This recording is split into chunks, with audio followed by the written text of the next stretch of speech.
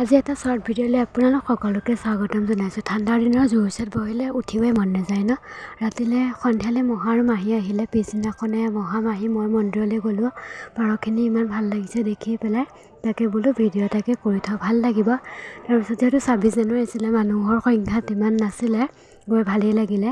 সেৱা সৎকাৰ কৰি পেলাই বাবাক দৰ্শন কৰা হ'ল। মৃত্যুঞ্জয় মন্দিৰ যিহেতু ঘৰৰ ওচৰতে, মই গৈ থকা হয়। এইটো নাভাবিব যে মই সদায় মৃত্যুঞ্জয় মন্দিৰৰ ভিডিঅ' দিওঁ। তাৰ পৰা আহি মায়ে পনীৰ বনাই থ'লে।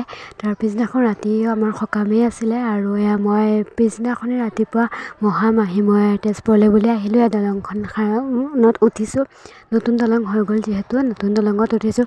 প্ৰত্যেকবাৰে তেজপুৰ আগতে আহিছোঁ যদিও এইবাৰ কিন্তু মই ভিৰ দেখিছোঁ তেজপুৰত। মিছন চাৰিআলিৰ ওচৰত এইবাৰ অভাৰব্ৰিজ বনাই থকাৰ কাৰণে ইমানেই ভিৰ নহয়, মানে বহুত অশান্তি লাগি গৈছে। গতিকে তেজপুৰলৈ বহু দিনৰ মূৰত আহিছোঁ। আপোনালোকক মই ভিডিঅ'ৰ জৰিয়তে দেখুৱাই থাকিম, যদিহে তেজপুৰত মই ক'ৰবালৈ